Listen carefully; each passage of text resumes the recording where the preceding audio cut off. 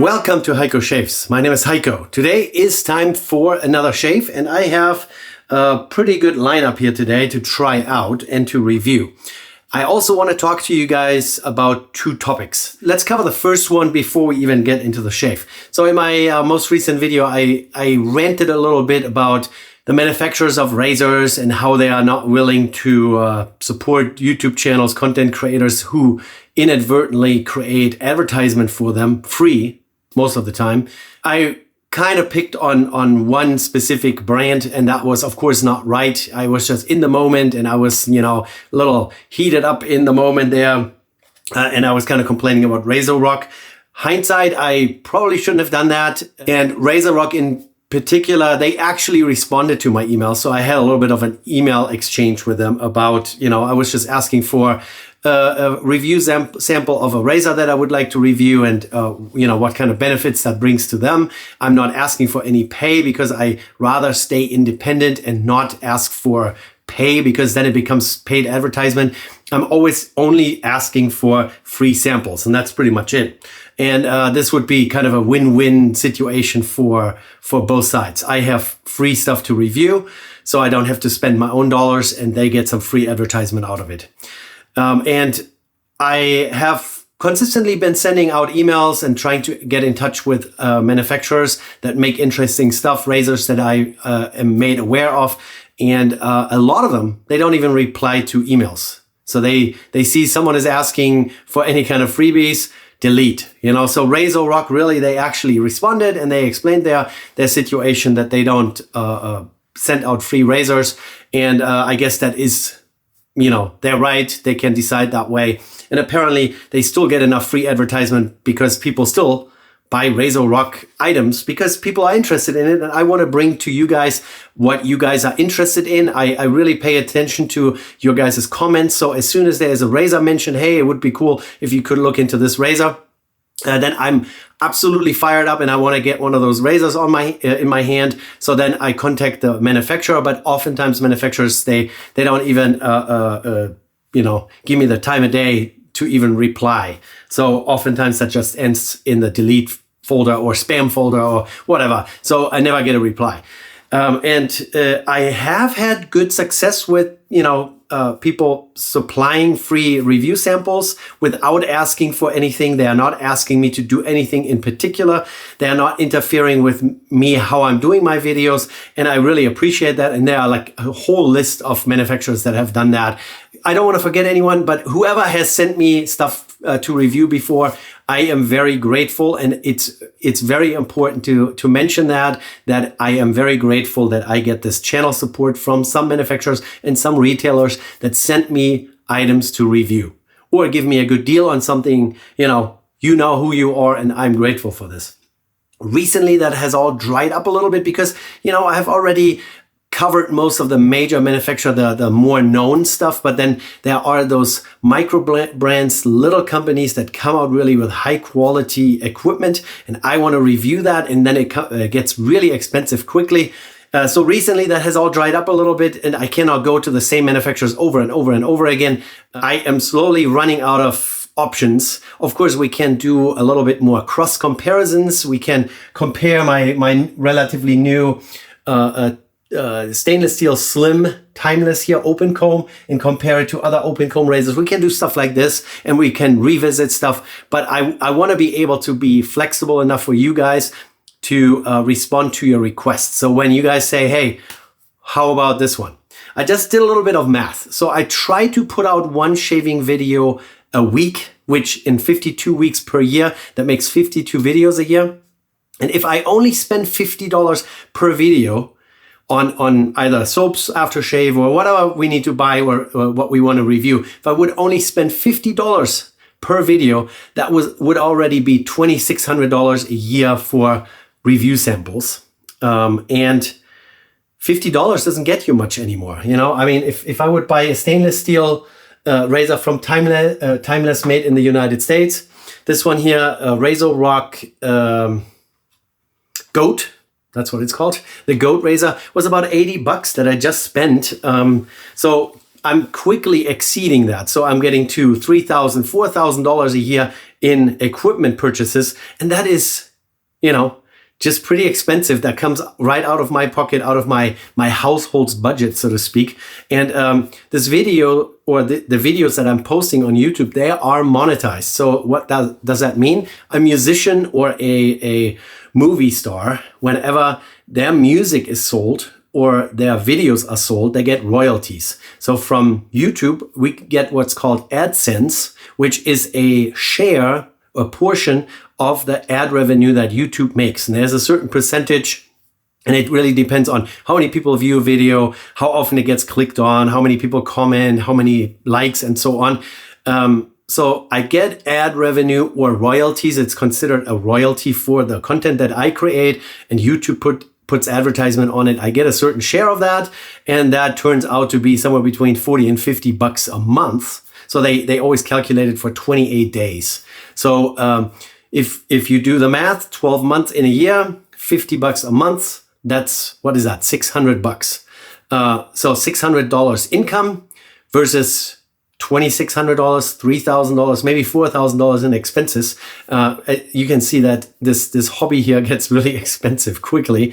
And especially if I try to be on my A game, try to respond to your requests. And then requests are, they're not cheap razors either. Sometimes, hey, can you review this $20 razor? Happily do that. Can you review this $250 razor? I really have to see if I can either get one for cheap, used, maybe the company sends me one, or I have to save up for that, 250 bucks out of my pocket. That is a hard pill to swallow. I got one freebie from Yachi that we reviewed in my previous video. Now I have the GOAT razor by RazoRock. I bought that from the Razor company. They have been pretty nice to me in the past. And I have another RazoRock razor that I bought off of eBay used for next week. You can look forward to that. And then, of course, I still have a couple comparisons that I want to do. So here is an idea that I have been floating. Of course, I don't necessarily want to ask you guys for money. Of course, you can if you find something helpful or you learned something and you want to say thank you. There's the super thanks function on YouTube that you can click on and send me $2 or whatever as a thank you for something. But they also have what's called a membership function on YouTube. And I haven't activated that yet because I've thought that I could make this work without massive expenses every month to bring content to you guys without, asking you guys for memberships. But I've been contemplating this. And my idea is, so what if I turn this membership function on? And you guys would actually decide to join as a monthly member. And I don't know what the membership levels are. So you could probably decide how much of a membership fee per month you want to pay. So I don't know what the lowest tier is. I am supporting a couple YouTube channels through Patreon, and I'm only doing $2 a month or something like this. But if you have 10 people doing $2 a month, that's already 20 bucks that can be spent for review samples for fancier razors and that kind of stuff. So pretty much I'm not activating this quite yet, but I want to ask you what you guys think. Is this unreasonable? Should I just activate it and see what happens? How many people actually want to join a channel like this as a monthly member? And that kind of extra income would enable me to go out and get the fancier razors. The more people join, there are some $1,000 razors out there. We could also get razors in. I do a couple reviews, a couple comparisons, and then have an occasional, like a quarterly or every 6 months have a giveaway and get rid of some of the razors that I buy. Because, it is unreasonable for me to just amount tons and tons of razors. I've already way too many, and I have to eventually thin the herd, so to speak, and get rid of some. So maybe we can do that in form of giveaways. But I just want to bounce that off of you guys. Put it down in the comments what you think. I just want to somehow supplement revenue for this endeavor here, because it is slowly getting expensive, especially if I'm trying to do that on a weekly basis and have videos for you guys ready, and I really want to. It's just, a little pricey. And maybe you guys think that's all completely ridiculous, or you think, oh no, let's just try it and see how it works out. That was it. That was the rant from last week explained. And if anyone from RazoRock watches, so apologize. You know, I wasn't trying to pick on you specifically. I guess it was just too fresh in my mind. But it's just, you know, RazoRock GOAT. Here it's written down there. The RazoRock Hollow HD, double-edged razor Hollow HD handle. I don't know exactly what that means. It's a hollow handle, I'm assuming. Let's take it out of the box, wrapped in some paper here. Supposedly made in Ontario, Canada, entirely out of 316L stainless steel. And what is the GOAT razor? Let's reach over here and see. No, what? Oh, that was a Rockwell. Where is it now? Here we go. They all look so similar, you know? They all have a handle. All right, so what that is, it's inspired by the Merkur 34. And you can see the head geometry, the head shape is very similar. This is 316L stainless, and this is zinc alloy, kind of a cast material, and it's dusty. Major difference is the Merkur is a two-piece, and the GOAT razor by RazoRock, made in Canada. There is no knob here at the bottom. It just looks like it. It's actually a typical three-piece. So here's a three-piece arrangement. That's no big deal. I like two-piece. I like three-piece. Of course, it's a little easier if you only have two pieces to juggle with. But yeah, this is fully stainless steel. At the bottom, it actually says GOAT. My eyes are getting weaker. What does it say there? Oh, there's a serial number on it. RazoRock and Canada. So here at the very bottom above my thumb is Canada. And hollow HD handle. So you can't look through it. So hollow is not exactly correct. So it's just drilled from both sides, I guess. But it's not through. It's not drilled all the way through. I wonder why they didn't. Because it would be nicer for drying if there's any water getting into the threads. But since it's 316L stainless steel, I don't think it would be a problem. So anyways, this is what we're going to try, and we're going to use a brand new Persona Super. I know, I did Persona Super last week too. You know what? You guys are right. I should have a little bit more variation here. I have a drawer full of razor blades. Too many to count, too many brands, and a lot of brands I have never touched. But I do like certain blades and don't like other blades. If I could find a feather blade, that would be really nice. Here is feather, brand new package. Let's crack that open. So we're not doing Persona, we're gonna use a feather blade here. If I can, do you guys have that same problem that you can't get the plastic wrapper off? Sometimes there's even a little string thingy here where you're supposed to be able to rip this open with, but then oftentimes I can't find the beginning of those things, you know, and then I just resort to brute force and rip it apart.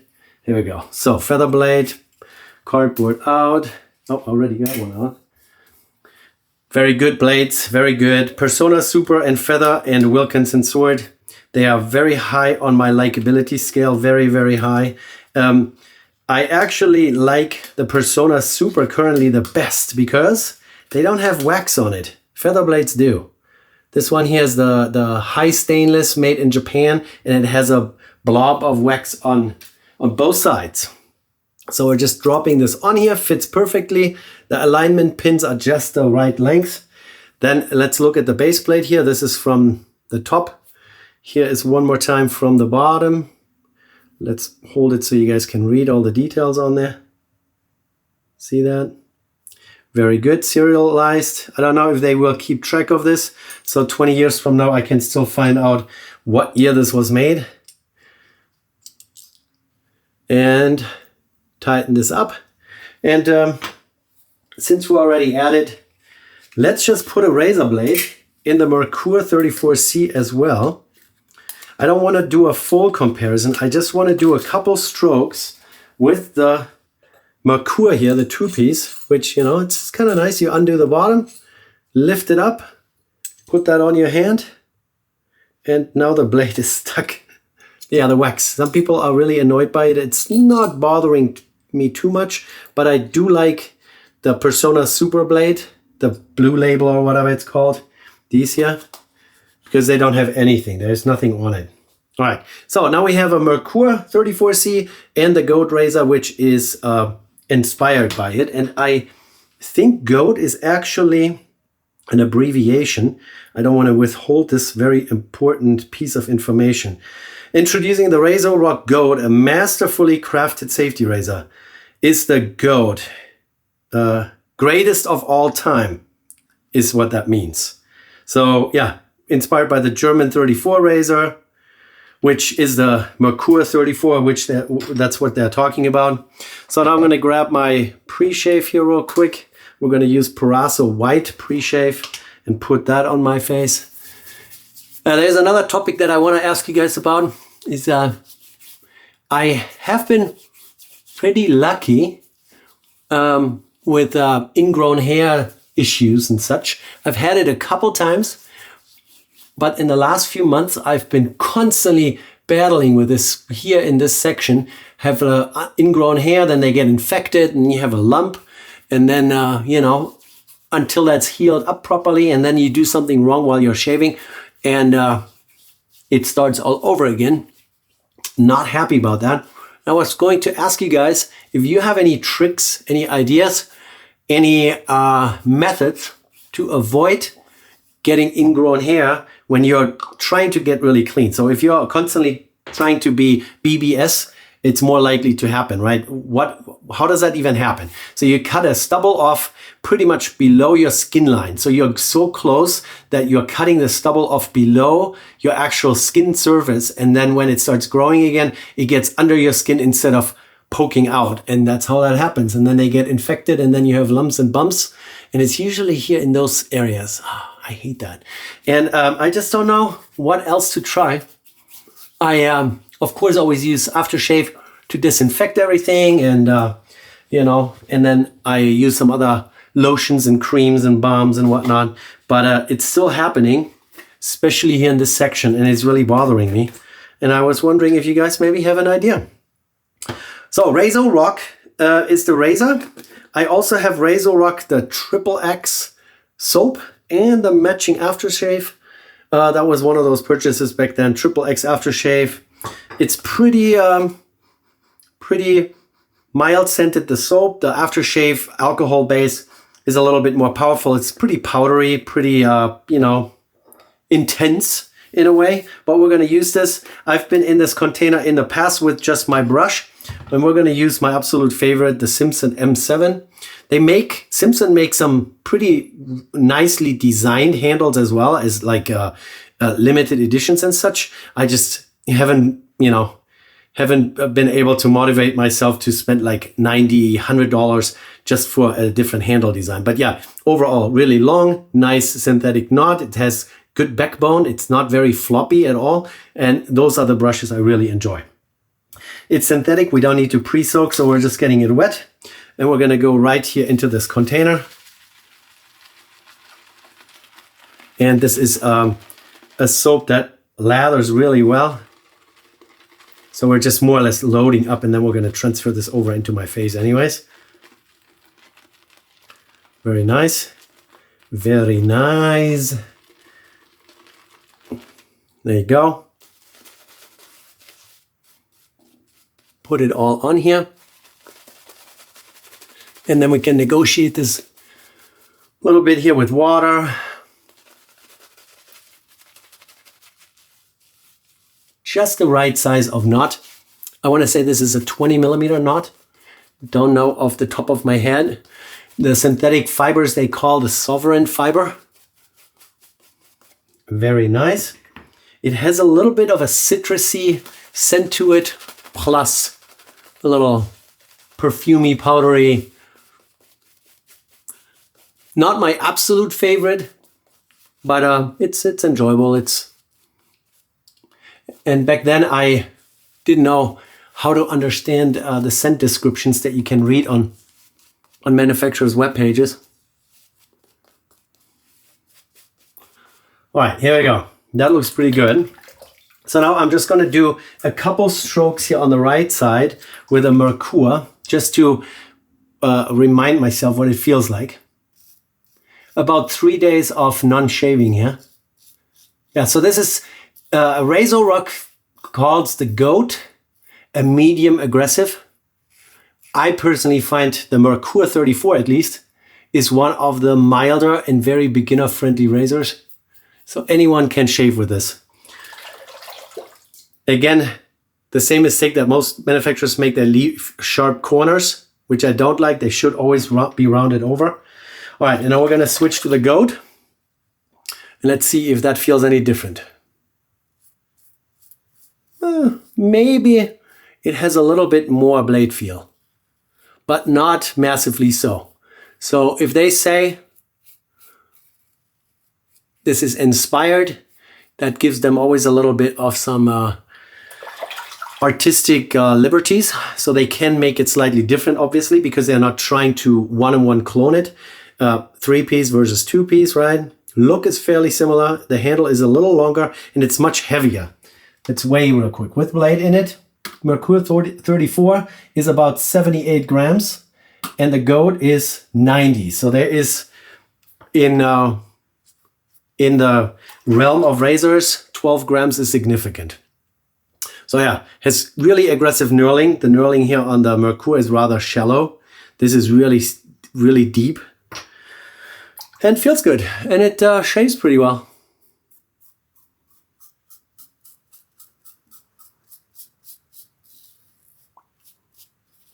Yeah, let's do another stroke here in my denser section.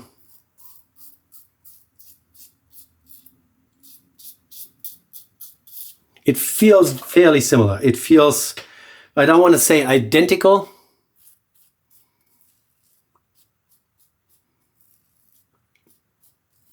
It will feel different just because the razor is heavier. Yeah, let's zoom in a little bit for you guys. I'm going to have to be really careful there.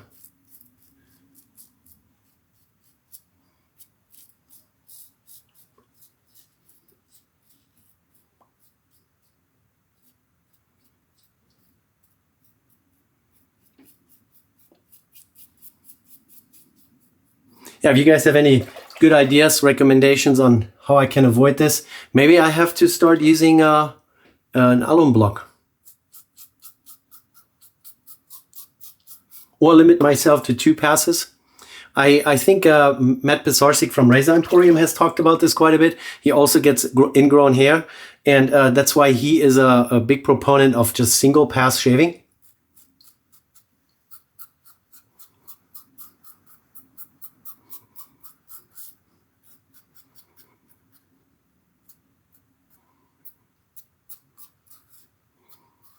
Yeah, so this is about an $80 razor.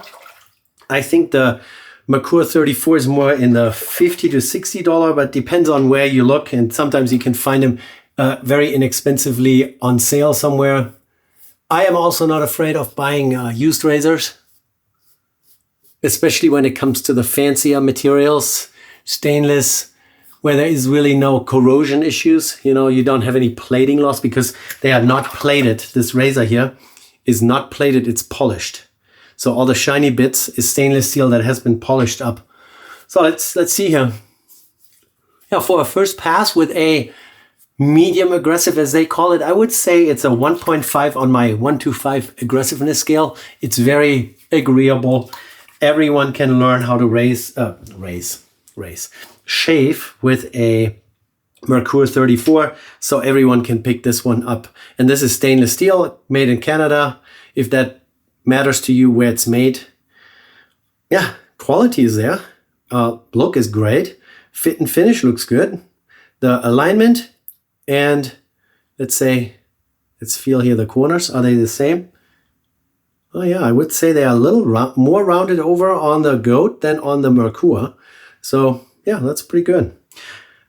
Serialized I always like, as long as the company keeps track of things. All right, let's lather up one more time.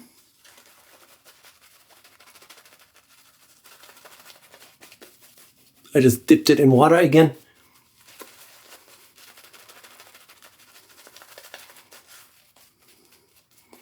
I don't wash off in between, as you guys know. I just use a little bit of water and spread the remainder of my lather out. Get my skin moist again. All right, let's try to shave only with a goat now. Do a full path without cutting off my bump down there. Ingrown hair, I tell you. It's real, it's a problem.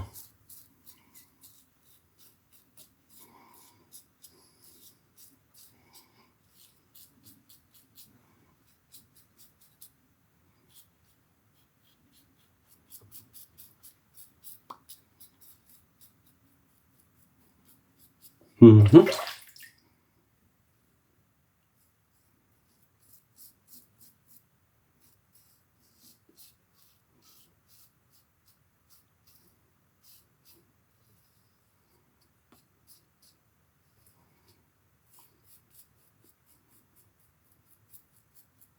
Yeah, guys, what can I say?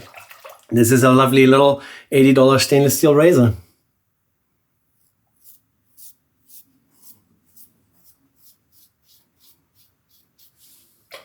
Very good.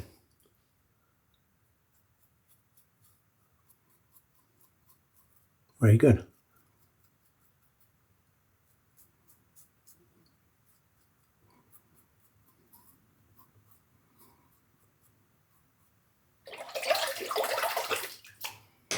Yeah.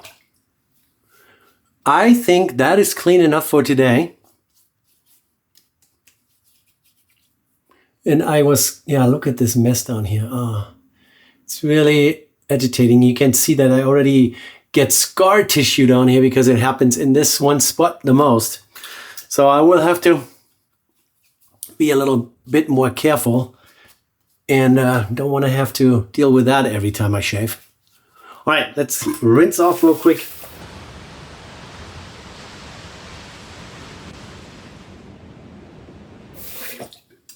Yeah, very good, very good.